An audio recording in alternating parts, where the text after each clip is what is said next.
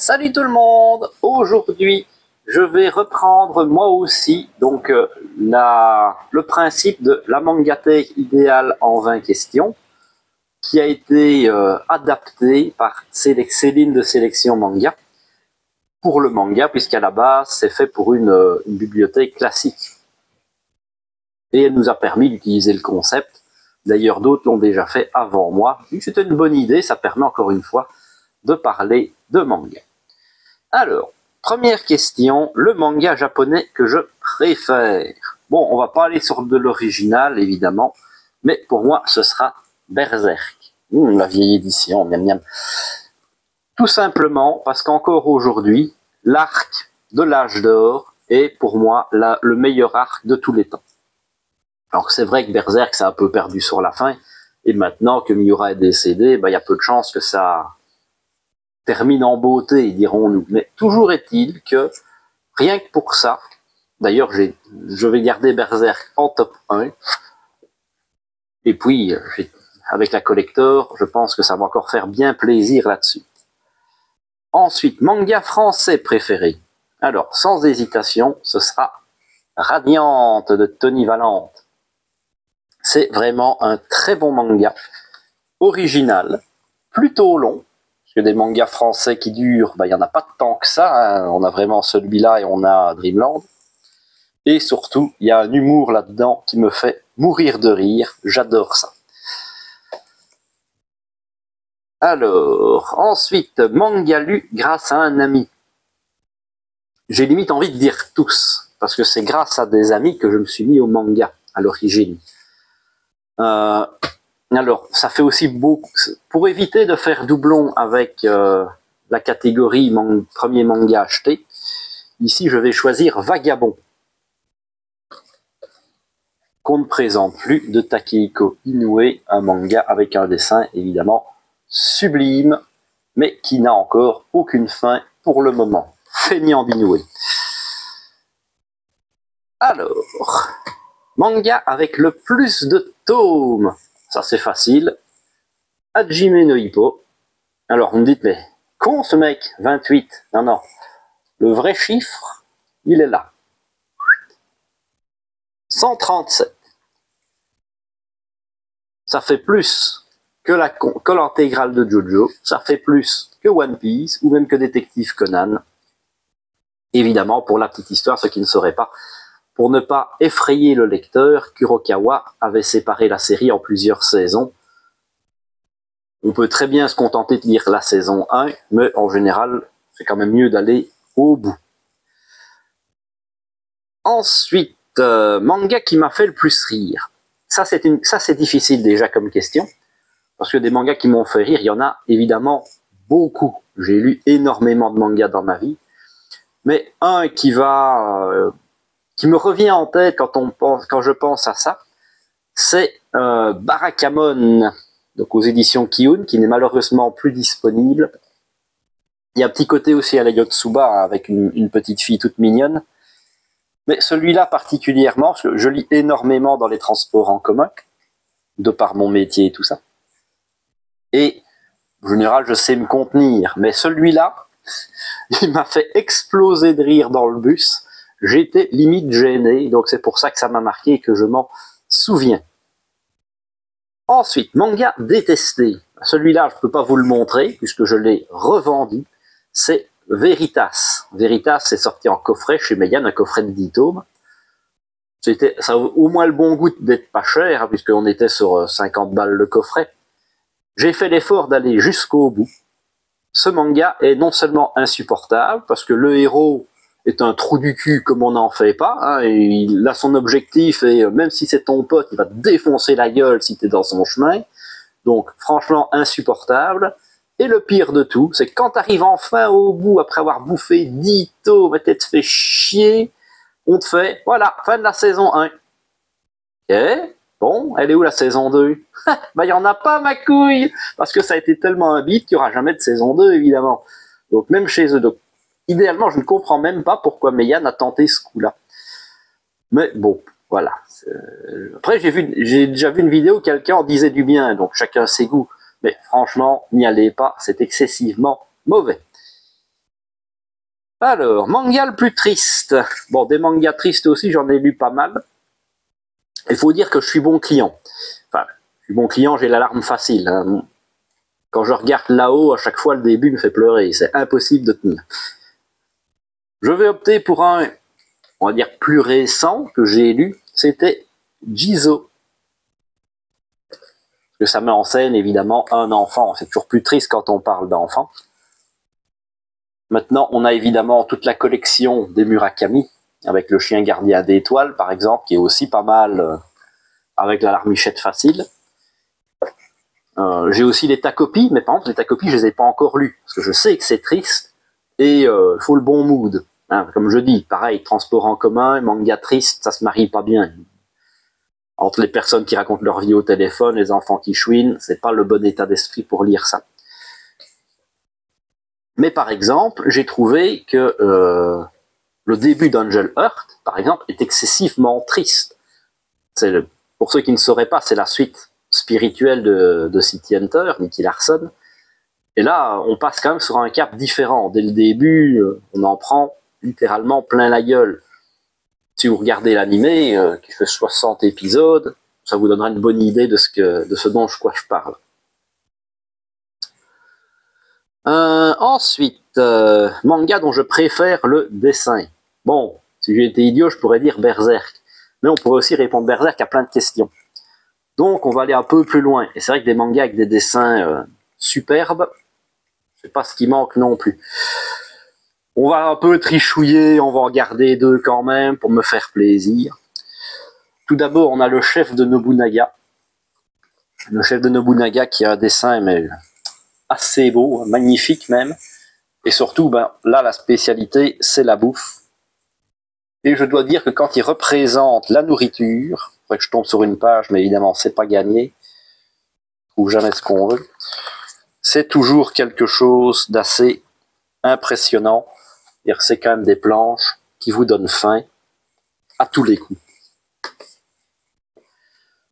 Et un peu sur le même principe, c'est pas de la bouffe, mais ça va avec, c'est les Gouttes de Dieu. Les Gouttes de Dieu, c'est un manga qui parle d'œnologie, et je ne bois pas de vin. Moi, c'est pas quelque chose qui me plaît, mais le dessin m'avait attiré, et j'ai fini par faire toute la série, je me suis régalé. C'est aussi assez sublime. Il faudrait aussi trouver une belle petite page. Donc, quand on a un peu des grandes pages comme ça, c'est quand même très très beau. Mais voilà, des dessins avec un très haut niveau, c'est pas ce qui manque encore une fois. Et même, pour revenir à ça, un City Hunter a aussi des planches, mais juste magnifiques. Je me rappelle un des derniers tomes, je suis juste resté devant une double page comme ça en admiration pendant plusieurs minutes. Ensuite, premier manga lu. Donc ça aussi qui m'a été conseillé par un ami à l'origine, c'est Ken Fist of the Blue Sky. Pour être précis, c'est même pas le tome 1. C'était plutôt vers la fin, peut-être 18, 20, quelque chose comme ça. Je saurais vraiment plus lire, c'était il y a 18 ans. Ça date. Donc, déjà, qu'est-ce que c'est Ken Fist of the Blue Sky? C'est le préquel de Ken le Survivant, Hokuto no Ken, pour les puristes. Et ça se passe à Shanghai pendant un peu ou pendant. Ouais, je pense que c'est plutôt pendant la Seconde Guerre mondiale. Ou en tout cas pas très très loin, ça fait longtemps. Et donc ça raconte les histoires du précédent maître du Hokuto Shinken.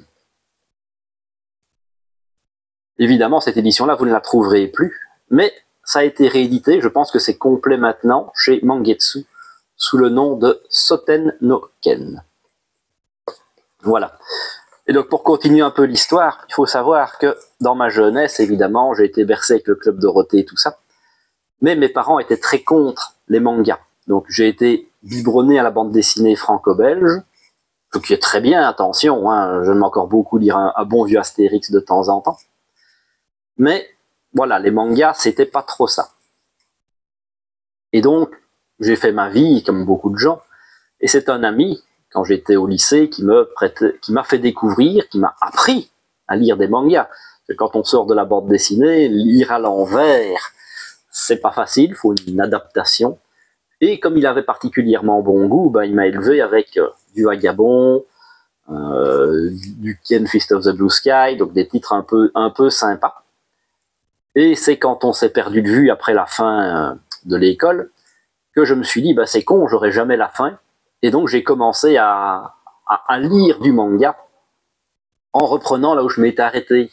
Donc pour la première fois, je débarquais chez des libraires et j'allais chercher le tome 20 de celui-là, le tome 17 de Vagabond. Et puis j'ai commencé à enchaîner comme ça. C'est-à-dire que GTO, l'animé n'a pas de fin. Il manque la dernière saison, on va dire. Donc j'ai acheté GTO à partir, pareil, des tomes 18-20. Les Fly n'avaient pas de fin, pas du tout. On était très loin. Donc j'ai essayé de récupérer les Fly. Bon, cela n'était plus disponible, pas de bol. Et ce n'est qu'après que j'ai commencé à reprendre du classique, comme Dragon Ball et les Chevaliers du Zodiaque. Ensuite, on a déjà beaucoup parlé là-dessus. Donc, manga sport coup de cœur. Celui-là, pour moi, c'est une évidence. C'est Touch de Adachi. Déjà parce que Adachi est très très doué pour le sport, mais celui-là, il y a tout ce qu'il faut dedans, et il y a surtout des émotions. C'est vraiment la grosse force d'Adachi. En général, j'ai toujours considéré que le sport seul est un peu chiant. Pour moi, un bon manga de sport, il faut quelque chose en plus. Sport romance, ça marche excessivement bien. Le sport avec ce qu'on va dire un peu super pouvoir, mais pas trop, à la Ishid 21 ou à la Kuroko's Basket, ça marche aussi pas mal du tout. Mais le sport, vraiment, si c'était pur et dur, ce serait un peu plus compliqué. Ensuite, la prochaine, c'est la question piège. Manga que j'espère lire bientôt. Alors, il y a deux façons d'interpréter, pour moi, cette question-là.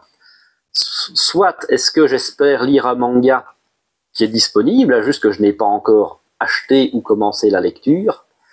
Soit est-ce qu'on parle d'un manga qui existe, mais qui n'est pas encore disponible chez nous. Donc est-ce que j'espère qu'il va sortir par chez nous.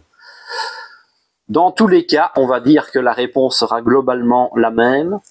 Et pour moi, un de ceux que j'apprécierais le plus de découvrir, c'est Miyuki. Je vous ai eu, c'est un tome japonais. Donc pareil, bien jauni, c'est des tomes qui ont fait leur âge aussi. C'est toujours du Adachi, et Dieu sait que j'adore cet auteur. Mais celui-là, c'est peut-être son meilleur shoujo. Et oui, parce qu'il n'a pas fait que du sport, il a fait aussi du très bon shoujo.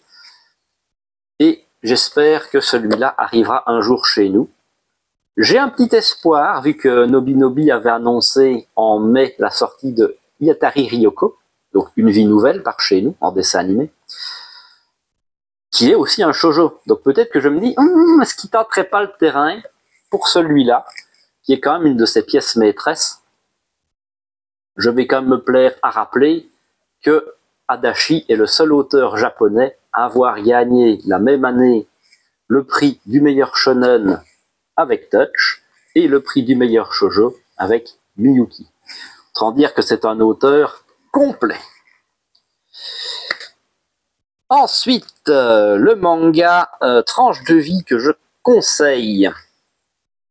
Déjà, pour conseiller un manga, on va éviter de prendre quelque chose qui n'est plus disponible depuis 20 ans, c'est toujours mieux. Mais au risque d'être bateau, pour moi, ce sera Hirayasumi. C'est une valeur sûre, voilà, on va pas faire dans l'original non plus, mais pour quelqu'un qui voudrait débuter dans de la tranche de vie et tout ça, dans des mangas un peu simples, c'est vraiment très très bon. Le dessin est de qualité, et en plus on est rarement déçu par du Keigo Shinzo.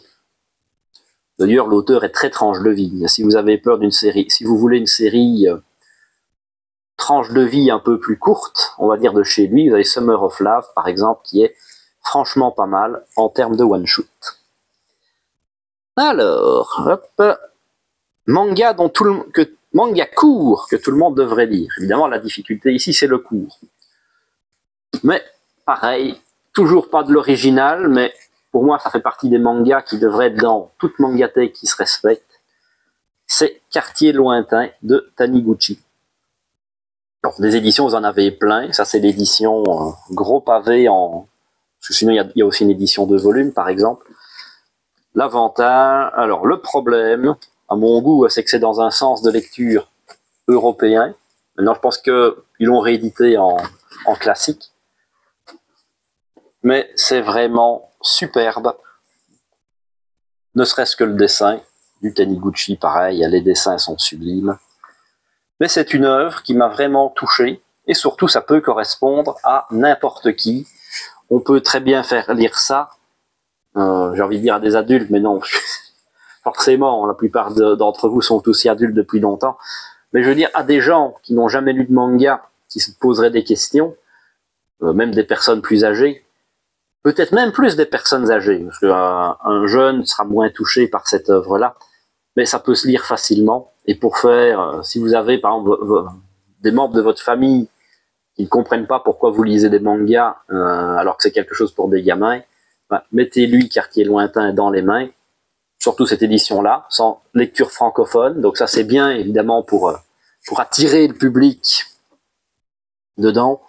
Et je pense que tout le monde sera touché par cette œuvre. Je n'ai jamais connu quelqu'un qui m'a dit qu'il n'avait pas aimé Quartier lointain.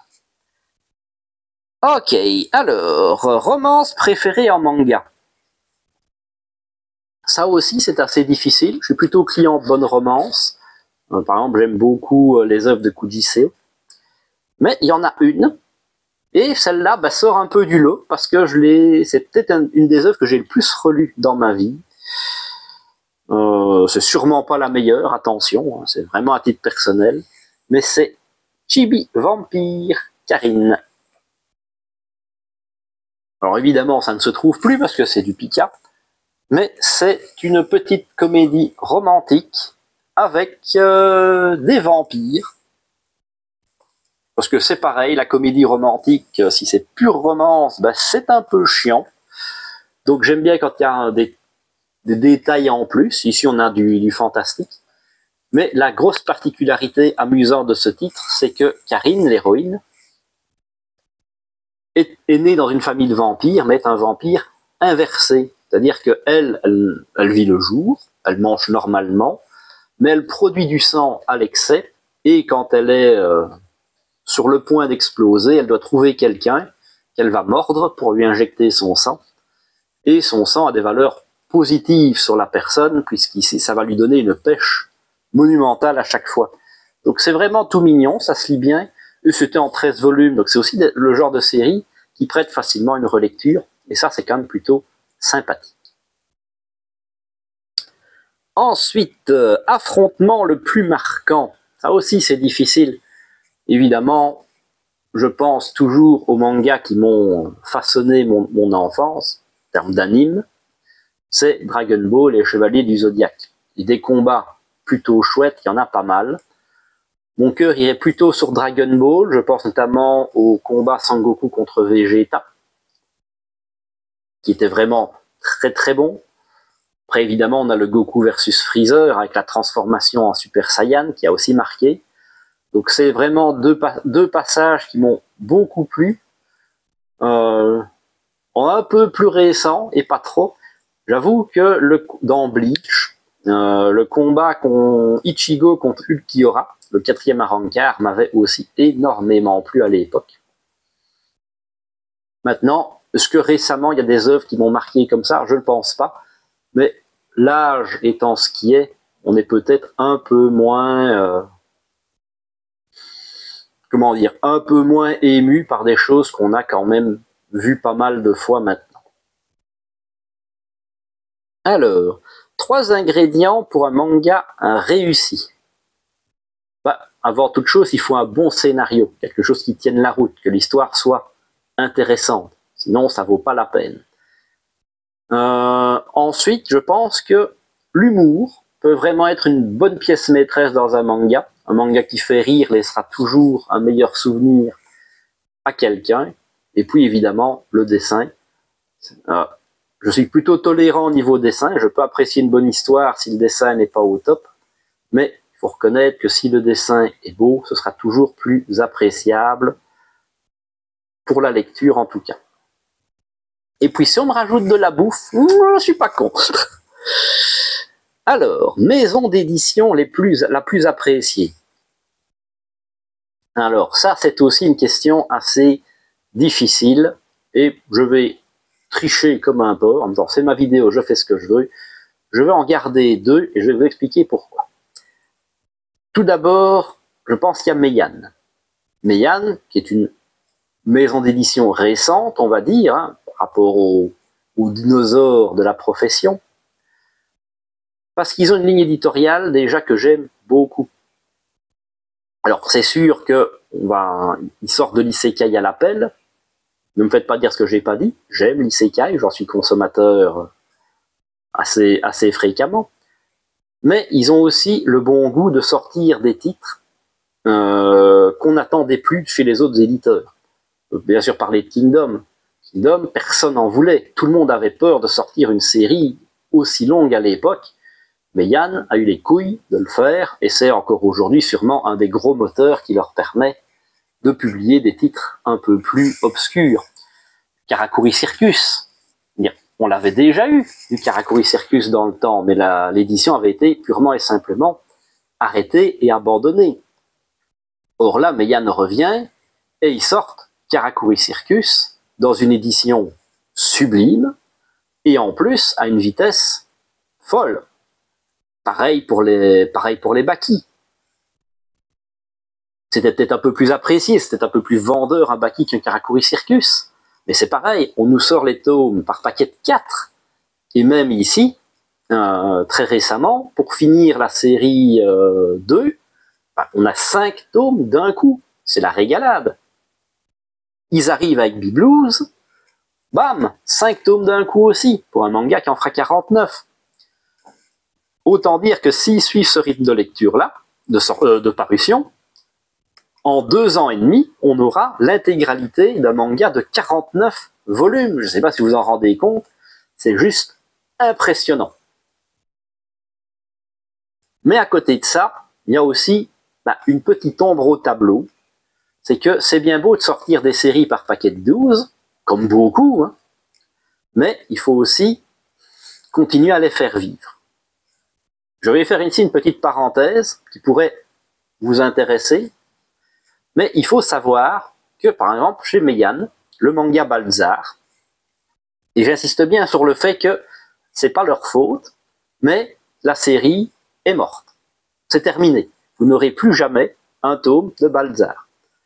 Pourtant, Meian ne communique pas là-dessus. Mais ils sont honnêtes. Si vous leur posez la question, ils vous le diront. Pourquoi? Encore une fois, je dis, c'est pas leur faute. L'auteur a changé de maison d'édition, et la maison d'édition n'a pas souhaité continuer le contrat, en tout cas n'a pas voulu renouveler le contrat avec Meian. Ou était trop gourmand, pareil, parce que c'est pas un manga qui se vend très bien. Donc ça, c'est un petit point négatif, c'est que cette série-là, c'est terminé. Mais ça encore, c'est pas leur faute. Mais vous avez peut-être remarqué, si vous êtes comme moi, si vous êtes un peu au taquet sur les sorties, que vous regardez un peu ce qui sort, et surtout les dates des sorties, c'est qu'il y a plusieurs séries chez Meian qui ont mis beaucoup de temps à sortir, ou même qui ne sortent plus. Un exemple facile, c'est L'ami de ma fille, ou Escale à Yokohama. Là, bravo, ils ont fini le job, rien à dire, mais ça a mis un peu de temps. Mais il y a pire. Unsung Cinderella, donc, évidemment série sur la pharmacie en hôpital, donc c'est pas ce qui est le plus vendeur, je vous l'accorde, mais c'est une série, on n'a plus de tomes depuis 2023. Pareil pour Demon Lord et One Room Hero.